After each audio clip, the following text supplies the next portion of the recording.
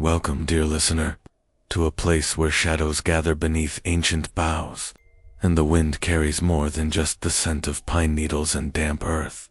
Close your eyes now, let your breathing slow, and allow yourself to drift into the depths of a forgotten woodland, where time moves differently, and the trees hold memories older than civilization itself. Tonight, we venture into a forest that maps refuse to record. A place where the canopy grows so thick that even moonlight struggles to reach the forest floor. Here, beneath towering pines that have stood sentinel for centuries, something waits in the spaces between silence. Can you hear it? That gentle rustling. Not quite wind, not quite whisper. The soft creak of ancient bark, the distant snap of twigs beneath unseen feet, and threaded through it all, the faintest echo of something that might once have been a song. This is a place where lost souls have wandered for generations, drawn by a melody that drifts through the undergrowth like morning mist. A lullaby as old as the forest itself, beautiful in its simplicity, terrible in its purpose. Those who hear it speak of peace beyond measure, though few who venture deep enough to truly listen ever return to tell their tale. So settle in. Let your mind wander into these shadowed groves, and prepare yourself for a journey into the heart of the woodland's darkest secret. For tonight, you too will hear the lullaby beneath the pines. The road stretched endlessly before Marcus, a ribbon of cracked asphalt that seemed to absorb the dying light of evening rather than reflect it. He had been driving for hours, though time felt fluid here, malleable in ways that made him question the reliability of his dashboard clock. The fuel gauge hovered near empty, and the next town, Millhaven, according to the weathered sign he'd passed some time ago, promised the sanctuary of a gas station and perhaps a motel room where he could rest his weary bones. The landscape had been changing gradually, almost imperceptibly, as if the world itself were slowly forgetting what it was supposed to look like. Fields that had once been green and fertile now stretched brown and barren, dotted with the skeletal remains of trees that stood like accusations against the sky. Farmhouses sat abandoned, their windows dark and vacant, their roofs sagging under the weight of neglect and time. It was the kind of desolation that spoke of exodus, of people who had simply packed up one day and never looked back. Marcus found himself wondering what had driven them away. Economic collapse, perhaps, or the slow strangulation of small-town life that had claimed so many rural communities across the country.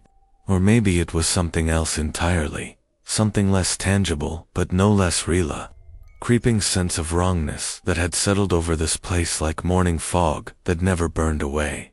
The GPS on his phone had lost signal an hour ago, leaving him to navigate by instinct and the occasional road sign. He wasn't particularly worried. He had grown up in small towns like this, understood their rhythms and their secrets. He knew how to read the subtle signs that marked the difference between a place that was merely quiet and one that had been truly abandoned. The absence of telephone wires humming with distant conversations. The lack of that almost subliminal background noise that marked human habitation. The sound of air conditioners cycling, dogs barking in backyards, children calling to one another across suburban streets. Here, there was only silence, broken occasionally by the whisper of wind through dry grass or the distant cry of a bird, whose call seemed to hang in the air longer than it should, as if even sound moved differently in this place. When the town finally appeared before him, emerging from the gathering dusk like a photograph slowly developing in chemical baths, Marcus felt a peculiar sense of recognition that he couldn't quite place. Millhaven stretched along both sides of the main road, its buildings low and weathered, their brick facades darkened by decades of weather and neglect. The streetlights were dark, their glass covers either broken or so begrimed with dust and debris that they seemed more like closed eyes than sources of illumination. He drove slowly down what must have been Main Street, taking in the details of abandonment that marked each building. A barber shop with its pole still hanging, though the red, white, and blue paint had faded to pale pastels. A diner with newspapers still pressed against its windows, their headlines promising news from a world that had moved on without this place. A movie theater whose marquee letters had mostly fallen away, leaving only scattered consonants that spelled nothing coherent. The gas station, when he finally found it, sat at the far end of town like a period at the end of a sentence. It was one of those old-style stations that had probably been built in the 50s. All clean lines and optimistic chrome, though now the chrome was tarnished and the paint was peeling away in long strips that curled like dying leaves. 2 pumps stood sentinel in the growing darkness, their displays dark and lifeless. Marcus pulled up beside the first pump and killed the engine. The silence that followed was so complete it seemed to have weight, pressing against his eardrums and making him acutely aware of his own heartbeat. He sat for a moment, studying the station building through his windshield. Light flickered behind its windows, not the steady glow of electric bulbs, but the warm, unsteady dance of flame. Candles, perhaps, or an oil lamp. Someone was here then, someone who could sell him gas and maybe point him toward a place to spend the night. The evening air was cooler than he had expected when he stepped out of the car, carrying with it scents that spoke of autumn, even though his calendar insisted it was still late summer. Wood smoke and dying leaves, the musty smell of old buildings settling into themselves, and underneath it all, something else, something organic and faintly sweet that made him think of fruit left too long on the vine. The door to the station building was heavy wood painted green, though the paint was so faded and chipped that it looked more gray than anything else. A small bell chimed when he pushed it open, its sound bright and cheerful in a way that seemed almost aggressive in the surrounding stillness. The interior was lit by 2 kerosene lamps that cast dancing shadows on walls lined with dusty merchandise candy bars with packaging he remembered from his childhood, magazines with cover dates from decades past, postcards depicting Millhaven in some impossible golden age when its streets had been busy with traffic and its buildings had gleamed with fresh paint and promise. Behind the counter sat a man who might have been anywhere from 50 to 70, his face deeply lined and weathered, his hair the color of old steel. He looked up from a ledger book he had been writing in, his pen an actual fountain pen. Marcus noticed poised over columns of figures that seemed to stretch back through countless pages. "Evening," the man said, his voice carrying the careful politeness of someone who had spent a lifetime dealing with strangers but had grown cautious about extending to much warmth too quickly. "You'll be wanting gas, I expect, if you have any," Marcus replied, glancing around the cramped interior of the station. Everything here seemed preserved in amber, untouched by the decades that had clearly passed since the town's heyday. Even the cash register was an antique, all brass and carved details that belonged in a museum rather than a working business. "We have gas," the man said, rising from his stool with the careful movements of someone whose joints had begun to protest the simple act of standing. "Pumps don't work anymore, haven't worked in years, but I keep a few cans in the back for travelers like yourself. Where are you headed, if you don't mind my asking?" "West," Marcus said, which was true enough without being specific. He was fleeing something, though he found it increasingly difficult to remember exactly what. A failed marriage, perhaps, or a job that had consumed years of his life without giving him anything meaningful in return. The details seemed less important with each mile he put behind him, as if distance had the power to blur more than just the landscape. "Long way to go before you find another station," the man said, moving toward a door marked private at the back of the building. This used to be a busy route, back in the day. People driving cross-country, families on vacation, salesmen making their rounds. Now most folks stick to the interstate. Faster, they say, more convenient. He paused, his hand on the door handle. "Convenient isn't always better, though. You miss things, taking the fast route. Miss the small places, the quiet places, places with stories to tell." He disappeared through the door, leaving Marcus alone with the dancing lamp flames and the weight of accumulated silence. The postcards drew his attention again. Their images of a thriving Millhaven, so at odds with the reality outside that they might have depicted an entirely different place. Children played in streets that were now cracked and empty. Families posed in front of buildings that now stood with broken windows and doors that hung askew on rusted hinges. The movie theater's marquee blazed with the titles of films from the Eisenhower era, while couples in formal wear posed beneath it, their faces bright with the kind of optimism that seemed almost naive from the perspective of the present. When the station owner returned, he carried a red gas can that looked newer than anything else in the building. "This should get you where you're going," he said, setting it on the counter with a soft thud. $20. Marcus reached for his wallet, but something made him pause. The man was watching him with an expression that seemed to carry more weight than a simple business transaction warranted, as if this exchange meant something more than the sale of a few gallons of gasoline. "Is there a motel in town?" Marcus asked. "Somewhere I could spend the night." The man's expression shifted, subtly, becoming more guarded. "The Millhaven Motor Lodge," he said slowly. "End of Maple Street, just past the old church. Agnes runs it, or did, last I checked. Can't say for certain she's still taking guests, but the sign's still up." "Last you checked?" The man shrugged, a gesture that somehow managed to convey both indifference and something deeper, kind of careful distance that suggested topics he preferred not to explore too deeply. "Don't get out much myself," he said. "This place keeps me busy enough." Marcus paid for the gas and carried it out to his car, the station owner following to ensure the fuel made it into his tank rather than spilling onto the cracked asphalt. The evening had deepened while they conducted their business, and the first stars were beginning to appear in a sky that seemed larger here than it had any right to be. The man stood beside the pumps as Marcus climbed back into his car, his figure silhouetted against the yellow glow spilling from the station windows. "Drive careful," he called as Marcus started the engine. "Roads can be tricky at night, especially if you don't know them well."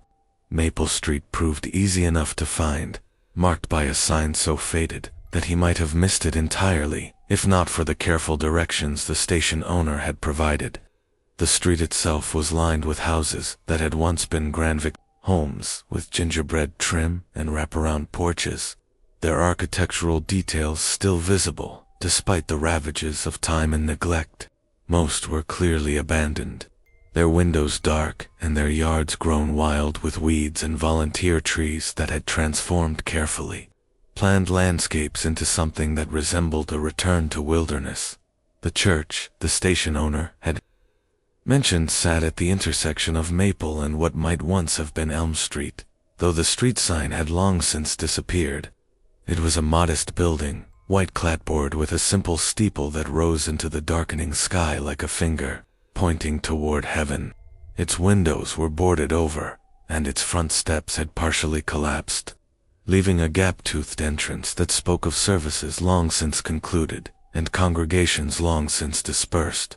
The Millhaven Motor Lodge sat just beyond the church, its neon sign dark but still legible in the glow of Marcus's headlights.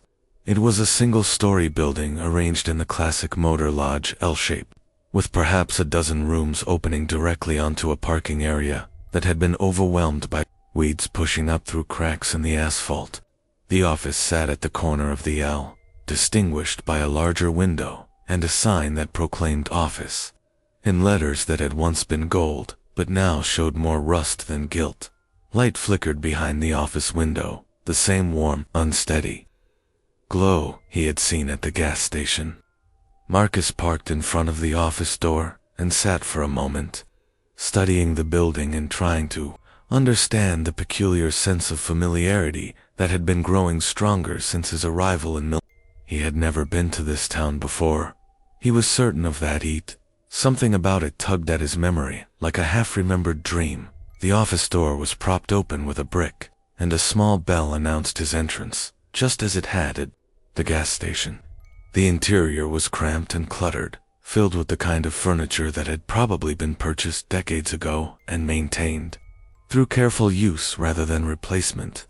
A desk dominated the small space, its surface covered with ledger books, receipt pads, and the accumulated debris of a business that operated on the margins of profitability. Behind the desk sat a woman who might have been the station owner's contemporary, her gray hair pulled back in a neat bun and her clothes suggesting someone who had long ago given up on fashion in favor of practicality. She looked up from her own ledger book as Marcus entered, her expression carrying the same careful neutrality he had encountered at the gas station. "You'll be wanting a room," she said, and it wasn't really a question. "If you have one available," Marcus replied. She studied him for a long moment, as if trying to read something in his face or posture that would help her make some kind of decision. Finally, she reached beneath the desk and produced a key attached to a plastic tag shaped like a miniature version of the lodge's neon sign. "Room 7, she said. "End of the row. Nice and quiet. $30 for the night." The price seemed almost absurdly low, but Marcus didn't question it. He paid in cash and accepted the key, noting that it was an actual key rather than one of the plastic cards that most motels had adopted years ago. The tag was worn smooth by countless hands, its surface polished to a dull sheen that caught the lamplight and threw it back in muted gleams. "Checkout's at 11, the woman said, returning to her ledger, "though I don't suppose you'll have any trouble making that." Something in her tone made him pause, but when he looked at her more closely, she seemed absorbed in her bookkeeping, her pen moving across the page in careful, measured strokes. Room 7 was exactly what he had expected: clean, but sparse, furnished with the kind of generic motel furniture that could have come from any decade between 1960 and 1980. The bed was a double with a headboard made of some kind of synthetic wood grain, the kind that had probably been popular when the lodge was first built. A small table sat beneath the window, accompanied by a single chair that had seen better decades. The bathroom was functional, but dated, its fixtures showing their age, but still working. What struck him most about the room was its absolute quiet. Even with the window open to let in the cool evening air, no sound penetrated from outside. No distant traffic, no night birds, no whisper of wind through trees. Just a silence so complete, it seemed almost oppressive. He found himself listening intently, straining to hear something. Anything that would confirm the world beyond these walls still existed and functioned according to the laws he understood. Eventually, exhaustion overcame his unease. He had been driving for the better part of 2 days, sustained by coffee and determination, and the vague sense that he was moving toward something important, though he couldn't articulate what that might be. Sleep, when it came, was deep and dreamless, the kind of profound unconsciousness that felt less like rest and more like a small death. He woke to sunlight streaming through the window and the absolute conviction that something was wrong. Not wrong in any specific, definable way. Nothing in the room had changed. Nothing threatened him directly, but wrong in the way that a familiar song played in the wrong key might be wrong, recognizable but somehow fundamentally altered. The clock on the bedside table read 7:47, and for a moment he stared at it, trying to understand why that seemed significant. Then he remembered he had looked at that same clock the night before, just before falling asleep, and it had read 7:47 then as well. Broken, obviously. The kind of minor malfunction that plagued old buildings and equipment that had been pressed into service long beyond their intended lifespan. He showered and dressed, packed his few belongings back into the small duffel bag he had been living out of for the past week, and prepared to check out and continue his journey west. The morning air was crisp when he stepped outside, carrying that same scent of autumn and dying leaves he had noticed the night before, though now it seemed stronger, more pervasive, as if the entire town were slowly composting itself back into the earth. The office door stood open, propped with the same brick he remembered from the night before. The woman Agnes The gas station owner had called her, sat behind her desk in what appeared to be the exact same position, working in the same ledger book with the same methodical strokes of her pen. "Checking out?" she asked without looking up. "Yes, thank you." He set the key on the desk, noting that it made the same small sound against the wood that he remembered from the night before. Everything was fine. She looked up then, and for a moment her expression seemed to flicker, as if she were seeing him for the first time, despite having rented him the room less than 12 hours earlier. "That's good to hear," she said. "Have a safe drive." He was halfway to his car when something made him turn back. Agnes was watching him through the office window, her face unreadable in the morning light. When she realized he was looking at her, she raised one hand in a gesture that might have been a wave, or might have been something else entirely, a warning, perhaps, or a farewell that carried more weight than mere politeness warranted. The gas station sat at the other end of town, exactly as he remembered it, though in the clear light of morning it looked even more weathered and forgotten than it had the night before. The same two pumps stood in the same positions, their displays still dark, their chrome still tarnished. The building itself seemed to sag slightly, as if the weight of accumulated years was finally beginning to tell. The same man sat behind the counter, writing in the same ledger book with the same fountain pen. He looked up as Marcus entered, and his expression carried the same careful politeness, the same guarded neutrality. "Morning," he said. "You'll be wanting gas, I expect." The words struck Marcus like a physical blow, not because they were threatening or ominous in any obvious way, but because they were exactly, precisely, word for word, the same thing the man had said the night before. The same inflection, the same pause before the word expect, the same slight tilt of the head that accompanied the greeting. "I bought gas from you last night," Marcus said slowly. The man's expression didn't change. "Don't recall seeing you before," he said. "But then, I meet a lot of travelers. Easy to forget faces after a while." Marcus stared at him, searching for some sign of recognition, some acknowledgement that they had spoken before, that money had changed hands, and services had been rendered. The man stared back with the patient expression of someone accustomed to dealing with confused or difficult customers. "The red gas can," Marcus said. "You said the pumps don't work anymore. You went through the door marked private to get it." "Well, that's true enough," the man said. "Pumps haven't worked in years. I keep a few cans in the back for travelers like yourself. Where are you headed, if you don't mind my asking?" The conversation continued to unfold, exactly as it had the night before, word for word, gesture for gesture. When the man disappeared through the door, marked private, Marcus used the opportunity to study the interior of the station more carefully. Everything was exactly as he remembered. The same dusty merchandise on the shelves, the same postcards depicting Millhaven's impossible golden age, the same antique cash register with its brass fittings and carved details. But now he noticed things he had missed before, or perhaps things that hadn't been there before. A calendar on the wall behind the counter, its pages yellowed with age, but still displaying the same month and year he remembered from his previous visit.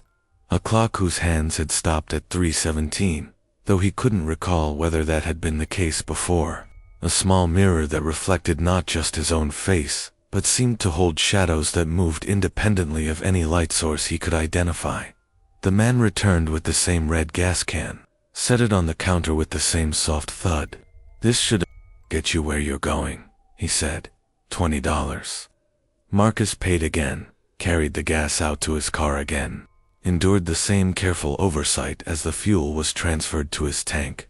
The man stood beside the pumps as he prepared to drive away, offering the same warning about roads being tricky at night, especially if you didn't know them well.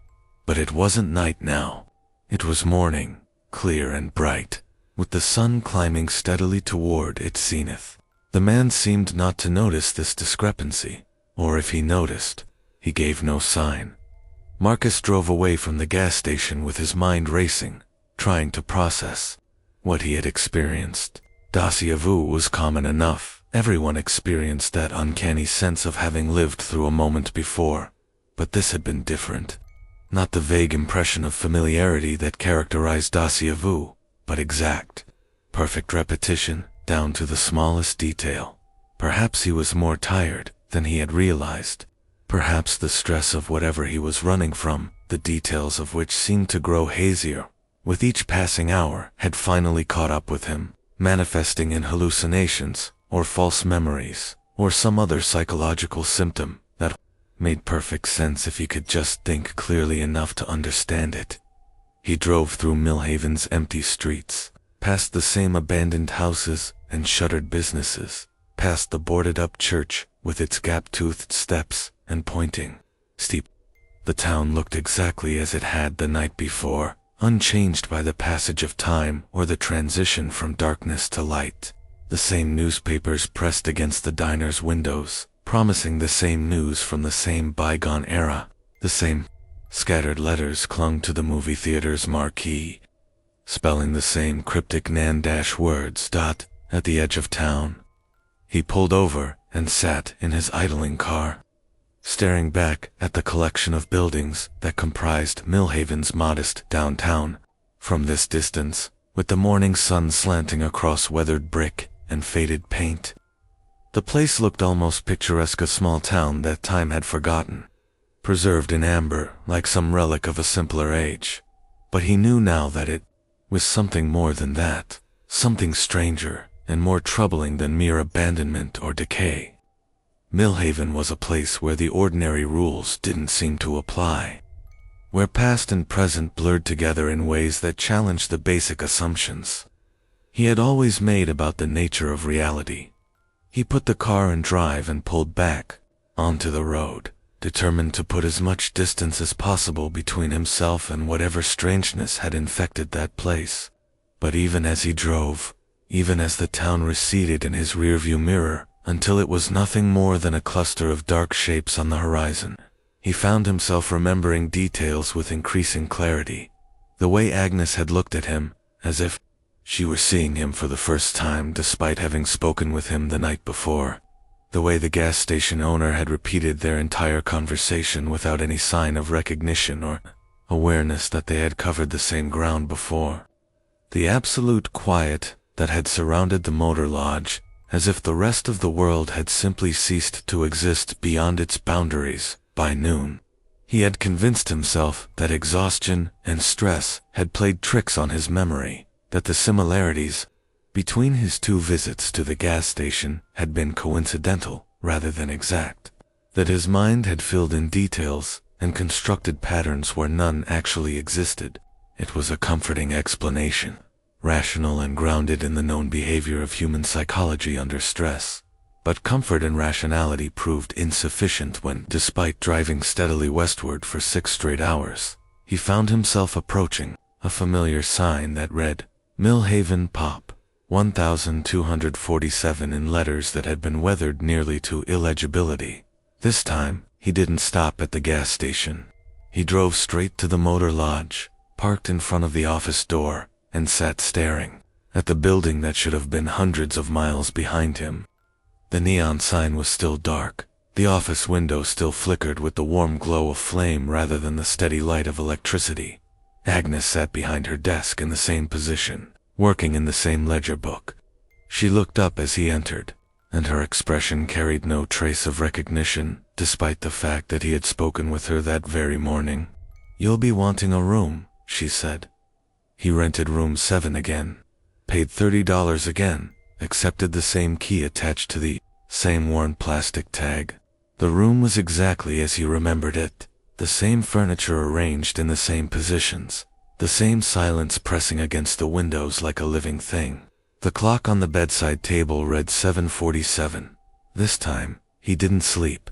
He sat in the single chair beside the window and watched the parking area outside, waiting for something to happen, for some sign that time was still moving in the way he understood it to move. But the shadows remained constant, the quality of light unchanged. Hours passed or seemed to pass without the darkness deepening or the stars emerging.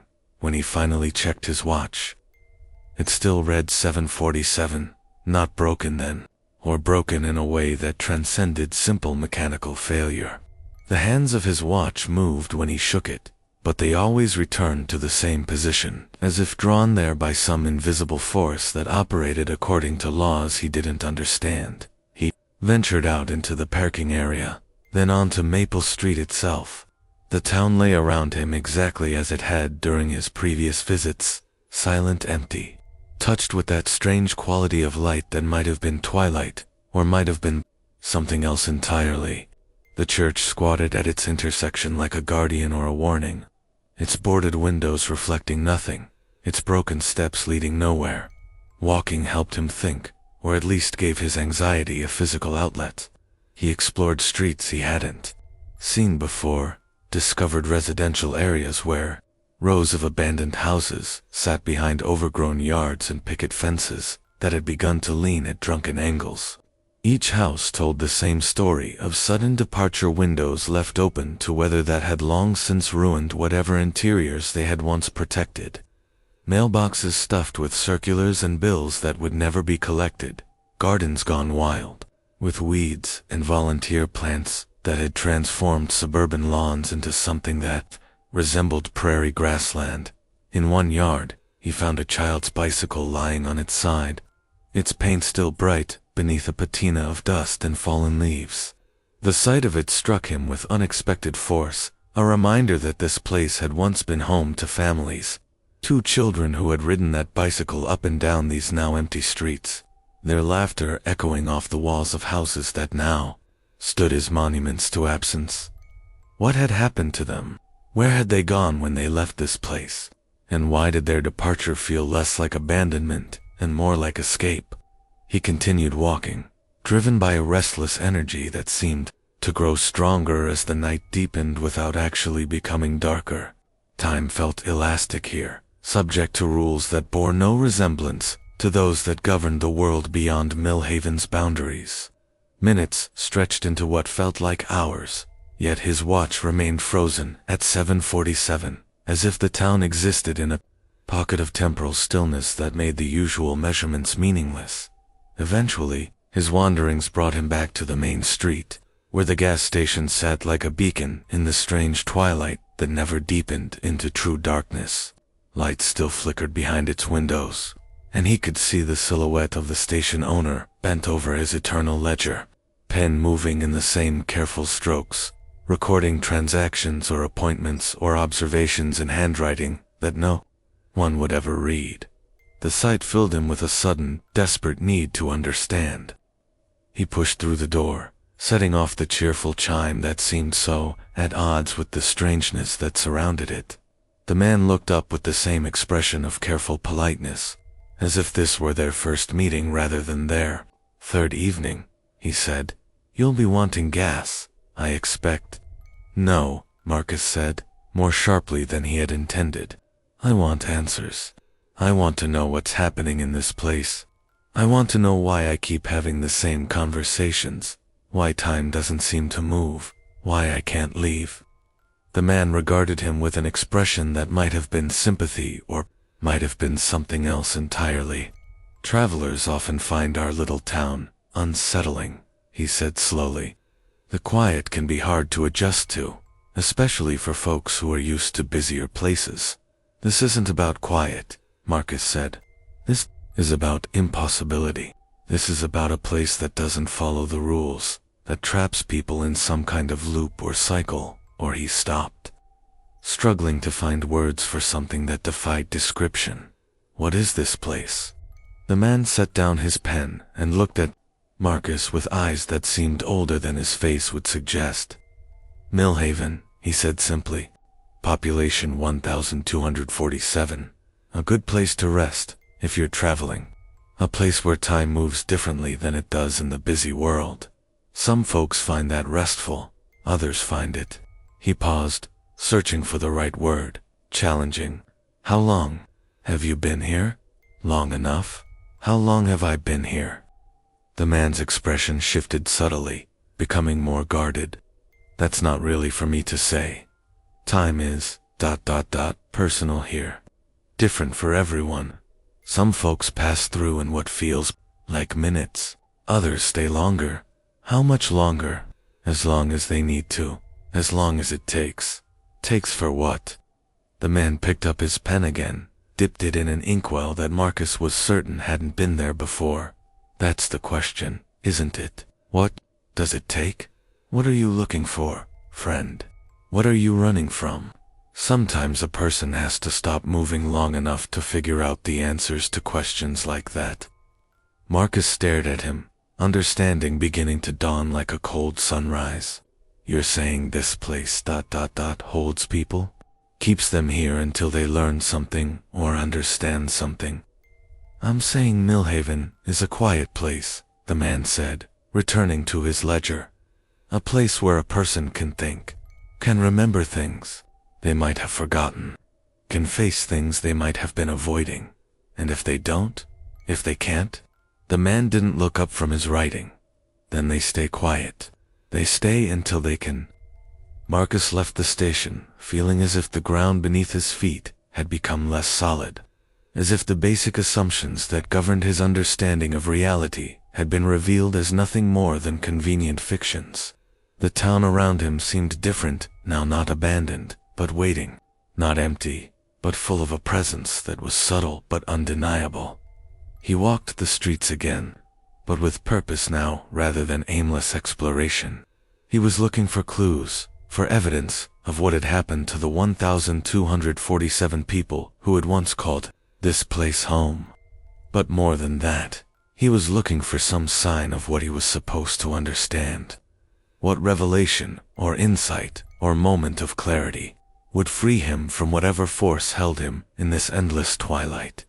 The houses he examined more closely now revealed details he had missed before. Family photographs still hung on walls in rooms where furniture sat beneath sheets that had turned yellow with age. Children's drawings were still pinned to refrigerators in kitchens, where the dishes had been washed and put away, as if their owners had simply stepped out for a moment and would return at any minute. In one house, he found a diary left open on a bedside table, its pages filled with handwriting that chronicled the ordinary concerns of ordinary lifework and family, small triumphs and minor disappointments. The accumulated weight of days that had once seemed significant to the person who had lived them. The final entry was dated 3 months ago, though the ink still looked fresh and the pages showed no signs of deterioration. Something's wrong with time here, the entry read. I woke up this morning and it was Tuesday, but yesterday was Tuesday, too. The clock in the kitchen stopped at 3:17, and no matter how many times I reset it, it goes back to the same time.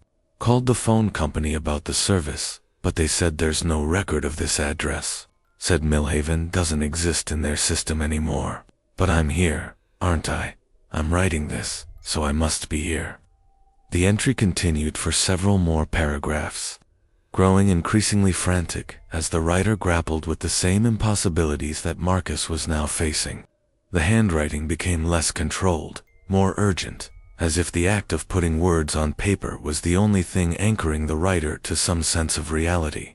Maybe I'm dead, the final paragraph read. Maybe this is what death is like, not ending, but just ... stopping. Getting stuck in the last moment of your life and having to live it over and over until you understand why it matters. But I can't remember dying. I can't remember anything being different than it's always been. Maybe that's the point. Maybe forgetting is part of it. Marcus closed the diary and sat on the edge of the bed, staring at the walls that had once contained a life he would never fully understand. The person who had written those words was gone now, but where had they gone?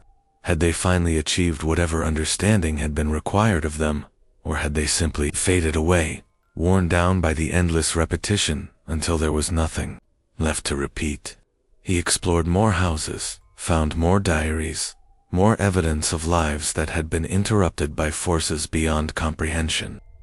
Each story was different in its details, but similar in its arc: arrival in Millhaven, gradual recognition that something was wrong, desperate attempts to understand or escape, and finally, silence. The final entries always came to abrupt ends, as if their authors had simply stopped existing in the middle of a thought. By the time he returned to the motor lodge, Marcus had begun to piece together a theory about what had happened to Millhaven's population. They hadn't left. They had been absorbed somehow, integrated into this strange temporal mechanics that governed this place. The town itself had become a kind of limbo, a place where people who were running from something, or avoiding something, found themselves trapped until they could face whatever truths they had been unwilling to confront. But what was his truth? What was he supposed to understand that would free him from this endless cycle? He sat in room 7, staring at the clock that read 7:47, and tried to remember what had brought him to this place. He had been driving west, fleeing something, but what? The details remained frustratingly vague, as if his memory had been edited by an unreliable narrator who had decided that certain information was too dangerous to retain. A failed marriage, he had thought earlier, but that didn't feel complete. A job that had consumed years, without giving him anything meaningful in return. Closer, but still not the whole truth. There had been something else, something more immediate and more devastating than the gradual erosion of a life lived without purpose. He closed his eyes and tried to push past the fog that seemed to surround his memories of the time before Mill. Images flickered through his consciousness, like fragments of a dream. A hospital room, machines beeping softly in the background, a voice saying words he didn't want to hear, a telephone call that had changed everything, a diagnosis that had made the future suddenly finite and measurable in months rather than decades. The memories came back slowly, reluctantly, as if they were being released from some psychological vault where he had locked them away. His wife Sarah, sitting beside his hospital bed with tears in her eyes and divorce papers in her hands. The look on her face when the doctor explained that the treatment options were limited, that the prognosis was poor, that he should consider putting his affairs in order. "I can't do this," she had said, and he had understood. Not everyone was equipped to watch someone they loved waste away, to surrender years of their own life to the demands of caregiving and grief. It wasn't really a betrayal, just an honest acknowledgement of limitations, but it had felt like betrayal nonetheless. He had left the hospital that day with a bottle of pills he wasn't sure he would take, and a timeline he wasn't sure he wanted to follow. The apartment they had shared for 5 years suddenly felt like a mausoleum, filled with the accumulated artifacts of a future that would no longer unfold as planned. Wedding photos, vacation souvenirs, books they had bought but never read, a lot of it transformed by context into evidence of time wasted and opportunities squandered. So he had packed a bag and gotten in his car and driven west, toward nothing in particular except the sunset and the vague hope that motion might somehow substitute for meaning. He had wanted to disappear, to find some place where his diagnosis couldn't follow him, where he could pretend for a little while longer that he was still the person he had been before the world had divided itself into before and after, and somehow, impossibly, he had found exactly that place. Millhaven wasn't just a town where time moved differently. It was a place where time stopped entirely, where the future never arrived and the past never quite departed. Here, in this pocket of temporal stillness, his diagnosis meant nothing because tomorrow never came. The pills in his jacket pocket, he had forgotten about them until now, but they were still there. Still waiting would never be needed, because the day when he would need them would never arrive. The realization should have brought relief, but instead it filled him with a profound sense of horror. This wasn't salvation. This was the ultimate avoidance, the final retreat from a reality too difficult to face. He had found a place where he could hide from death, but only by hiding from life as well. He stood up from the chair and paced the small confines of room 7, his mind racing with the implications of what he had discovered. The other residents of Millhaven, the 1,247 people who had once called this place home, had they all been running from something too?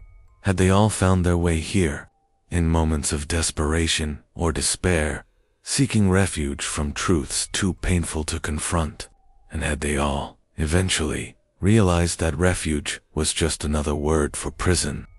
The diary entries he had read took on new meaning now. Those people hadn't been trapped by some external force. They had trapped themselves, choosing the safety of stagnation over the uncertainty of change. But eventually, the endless repetition had worn them down, eroded their sense of self until there was nothing left to sustain. They hadn't left they had simply faded, like photographs left too long in sunlight. Marcus looked at his watch, still frozen at 7:47, and understood that this was his moment of choice. He could accept the town's offer of eternal twilight, eternal avoidance, eternal safety from the future that waited beyond its boundaries. Or he could face what he had been running from, accept the reality of his condition and whatever time remained to him, and find the strength to leave this place while he still could. But leaving wasn't just a matter of walking to his car and driving away. He had tried that already, only to find himself back where he started. Millhaven's hold on its visitors wasn't physical, but psychological. To escape, he would have to let go of the very thing that had brought him here, the desperate desire to avoid his fate. He sat back down and pulled the bottle of pills from his jacket pocket, reading the label in the flickering light from the bedside lamp. The medication wouldn't cure him, the doctor had explained. It would only slow the progression, buy him additional months of functionality before the inevitable decline began. Quality time, they called it, though Marcus had wondered what made time quality and what made it merely duration. Now, sitting in a place where duration stretched endlessly, but quality remained elusive, he thought he understood the distinction. Quality time wasn't about quantity. It was about engagement, about choosing to be present for whatever time remained, rather than spending it in hiding. He opened the bottle and shook a single pill into his palm, staring at the small white tablet that represented everything he had been trying to avoid.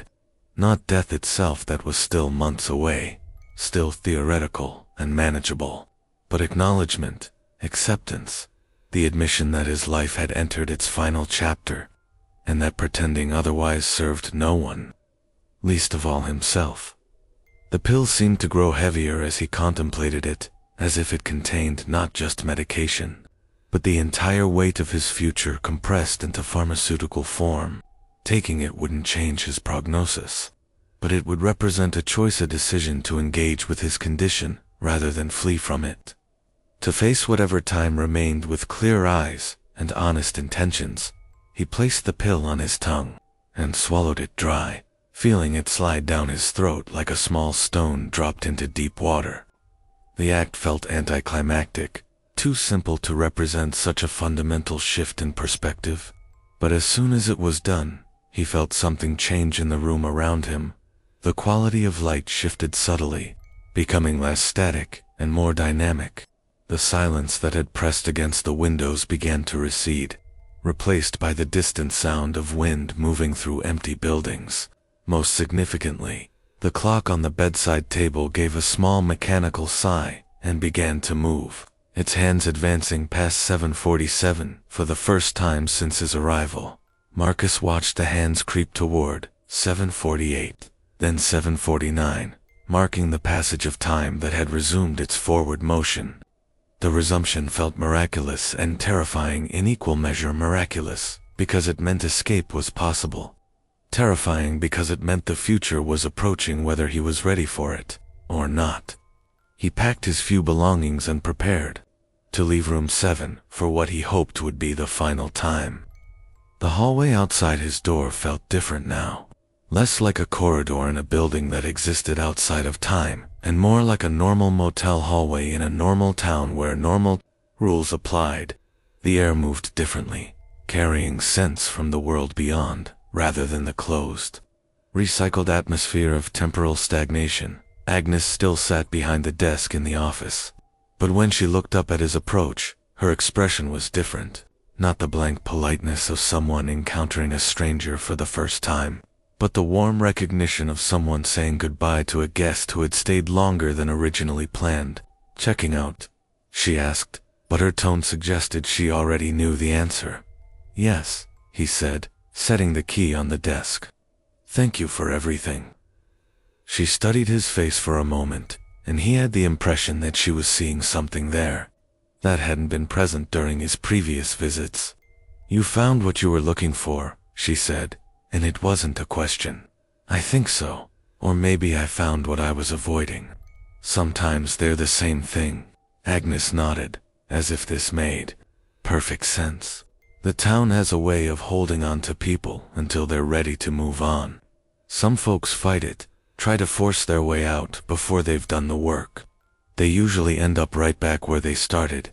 But you, she paused, choosing her words carefully. "You look like someone who's made peace with something."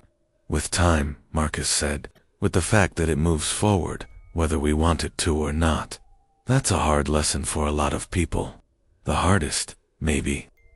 Agnes opened her ledger book and made a notation, her pen moving across the page in strokes that looked more decisive than the endless, repetitive writing he had witnessed before.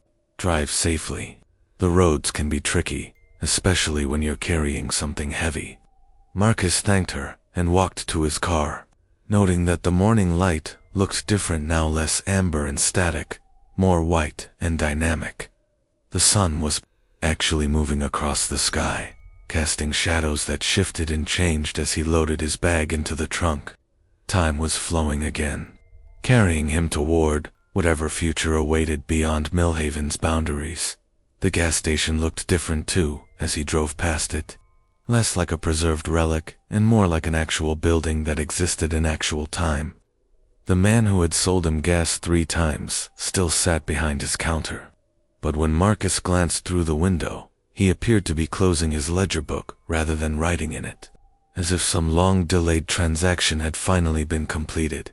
At the edge of town, Marcus pulled over one last time and looked back at Mill in the clear morning light. It looked like exactly what it was, a small town that had seen better days. Its buildings weathered by time and neglect, but still standing, still serving whatever purpose such places served in the larger scheme of things. The supernatural stillness that had characterized the place during his stay was gone, replaced by the ordinary quiet of a community that had learned to exist with less bustle than it had once known. But he could see now that the town wasn't really abandoned. Smoke rose from several chimneys, and laundry hung on lines behind houses he had assumed were empty. Cars sat in driveways, their paint faded but their presence suggesting ongoing use rather than permanent abandonment. The population sign hadn't lied. 1,247 people still called this place home. They just existed in a different relationship with time than the rest of the world, moving through their days at a pace that allowed for reflection and contemplation rather than the relentless forward motion that characterized modern life. Some of them, he realized, were probably people like him, people who had arrived in flight from something they couldn't face, who had needed time to process and understand and accept.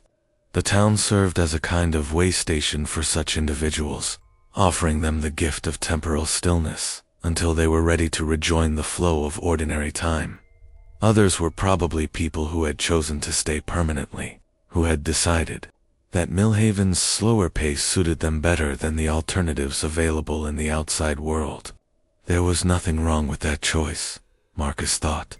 Everyone deserved to find a place where they could be most fully themselves, whether that was in the heart of a bustling city or in a quiet town where the clocks moved differently. As for himself, he was ready to rejoin the world of forward-moving time, ready to face whatever months or years remained to him with something approaching grace, ready to stop running from a future that would arrive regardless of his preference in the matter.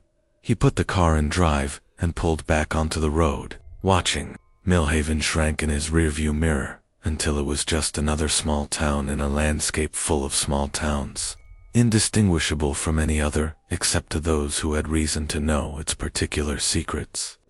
The road ahead stretched toward the horizon, carrying him toward whatever came next with the steady inevitability of time itself.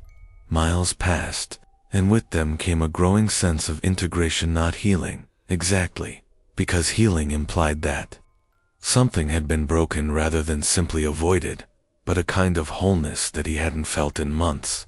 The diagnosis was still there, the pills were still in his pocket, the timeline was still finite and non-negotiable. But now these facts felt like part of his story, rather than the end of it. Elements to be incorporated and lived with rather than fled from. He thought about Sarah. And for the first time since receiving the divorce papers, he found he could do so without bitterness. She had made the only choice she felt capable of making, just as he had made the only choice he felt capable of making. Neither of them had been wrong, exactly. They had simply been human, with all the limitations and fears that humanity entailed. Asterisk perhaps, when he got to wherever he was going, and he was beginning to suspect that the destination mattered less than the journey itself, he would call her. Not to ask for reconciliation or forgiveness, but simply to let her know that he understood, that he bore no resentment for her decision to prioritize her own survival over their shared history. That understanding, he thought, might be worth something to both of them.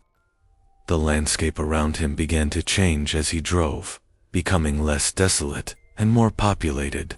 Farmhouses showed signs of active habitation, their windows bright with electric light, their yards tended and cared for. Fields displayed the green of growing crops rather than the brown of abandonment. Traffic increased gradually, other cars sharing the road in numbers that suggested a world where people had places to go and reasons to go there. By afternoon, he had reached a larger town, not quite a city, but a place with traffic lights and chain restaurants and all the reassuring signs of contemporary commerce.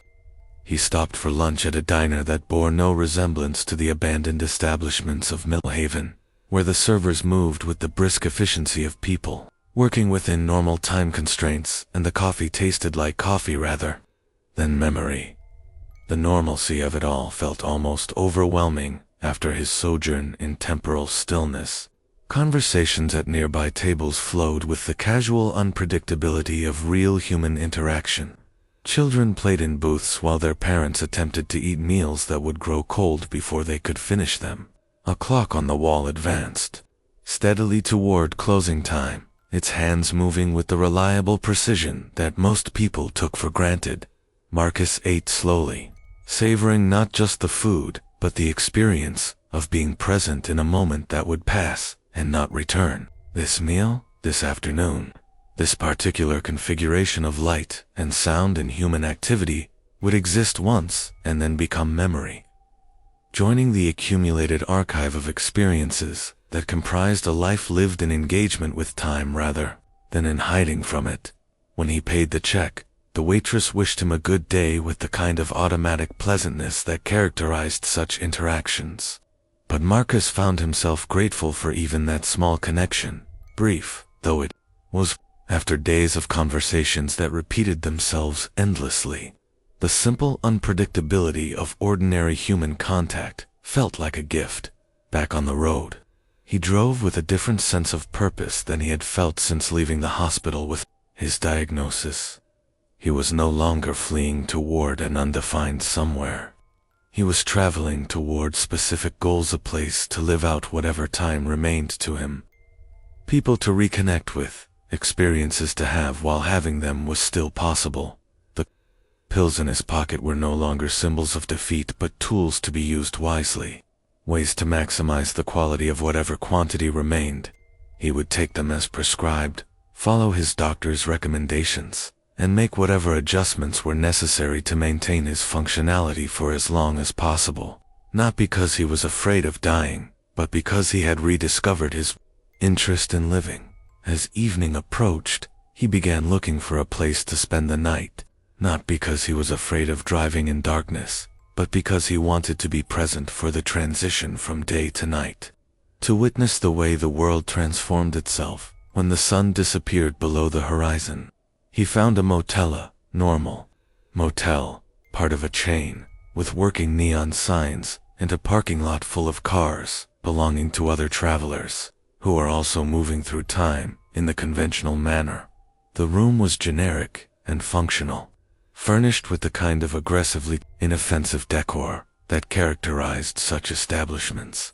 But the clock on the bedside table advanced steadily through the minutes and hours, marking the passage of time with mechanical precision. The window looked out onto a parking lot where people came and went according to their own schedules and destinations. The sounds of normal life, car doors closing, televisions playing in adjacent rooms. The distant hum of traffic on a nearby highway created a symphony of temporal normalcy that Marcus found deeply comforting.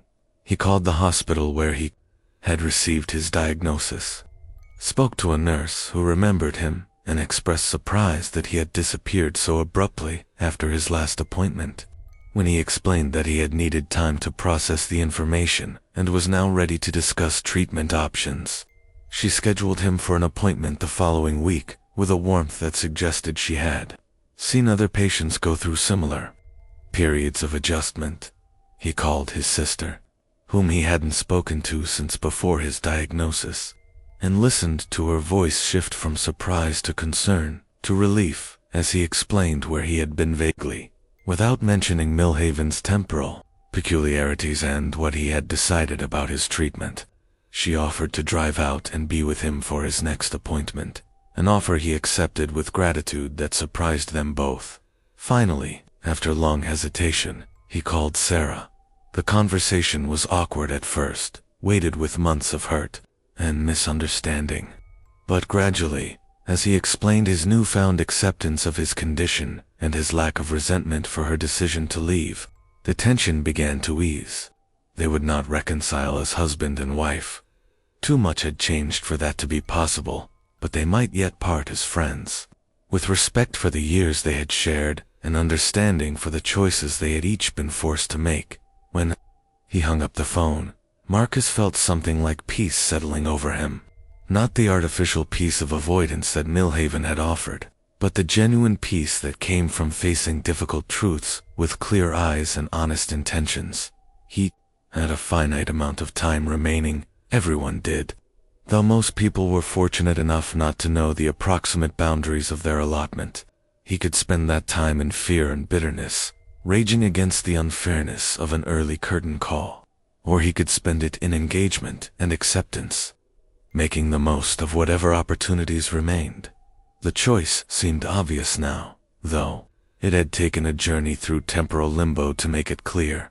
That night, he slept deeply and peacefully, lulled by the sounds of time moving forward all around him. When he woke the next morning, the clock had advanced through all the hours he had been unconscious, marking the passage of time with the reliability that most people took for granted, but which he now recognized as one of existence's fundamental gifts.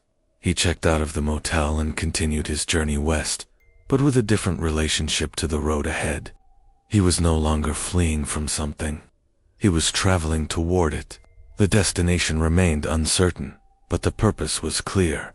He would find a place where he could live out his remaining time with dignity and purpose, surrounded by whatever beauty and meaning he could create or discover.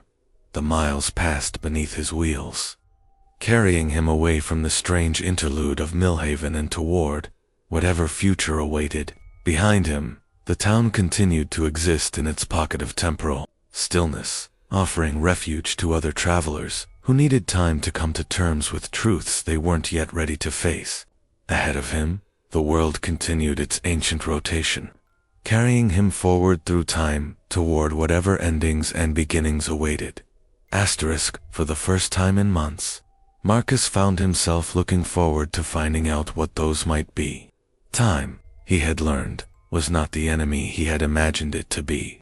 It was simply the medium through which life happened, the river that carried experience from possibility into memory. You could try to dam it or divert it, but ultimately you had to learn to navigate its currents with skill and grace. As he drove toward the horizon, Marcus began to plan the life he would live in whatever time remained to him. It would be different from the life he had planned before his diagnosis, smaller in scope but perhaps larger in meaning. He would choose his experiences carefully, prioritize relationships over achievements, presence over productivity. He would take his medication and follow his treatment protocol, not because he was afraid of dying, but because he had rediscovered his commitment to living. The road stretched ahead of him, carrying him toward a future that was uncertain but no longer unwelcome. In his rearview mirror, Millhaven had long since disappeared, leaving only the memory of a place where time stood still for those who needed it too. He was grateful for that gift, for the opportunity to step outside the flow of ordinary time long enough to gain perspective on his place within it. But he was more grateful still to be back in the current, moving forward through the hours and days that remained to him with something approaching eagerness. Time was finite for him more obviously than for most, but ultimately for everyone. The question was not how much time you had, but what you chose to do with whatever portion had been allotted to you. Marcus had made his choice. He would spend his remaining time in engagement rather than avoidance, in presence rather than absence, in acceptance rather than denial.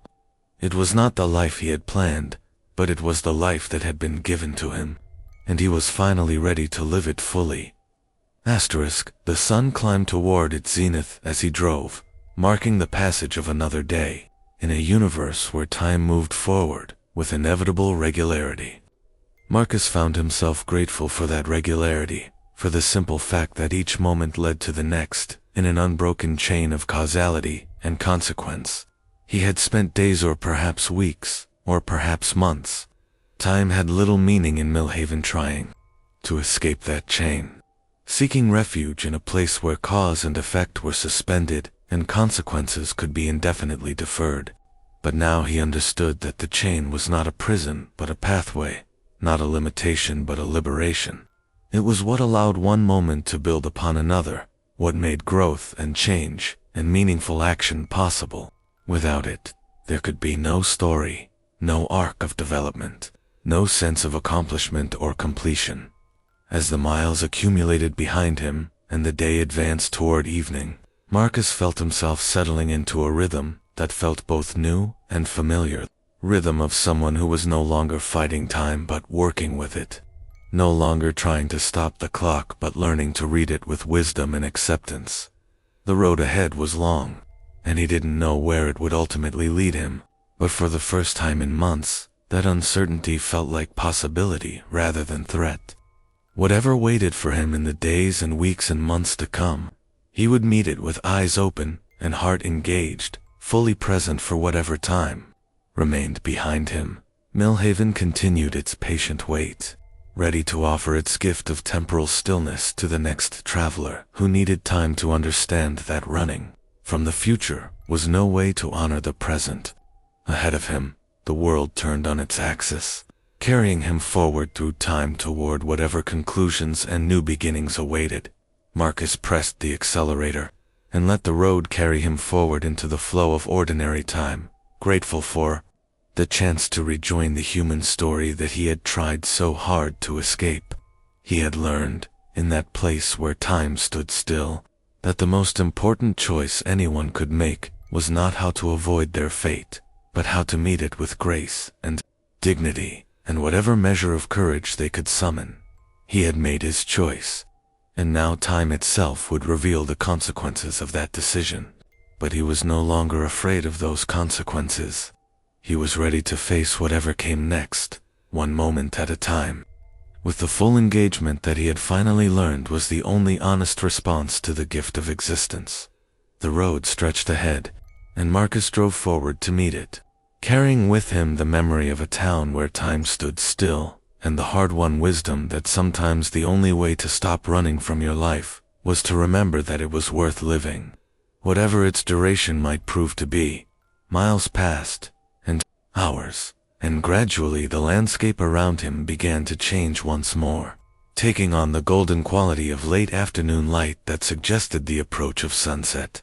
Marcus found himself looking forward to witnessing that daily transformation, to being present for the moment when day became night and the world reinvented itself in preparation for sleep and dreams and the eventual return of dawn.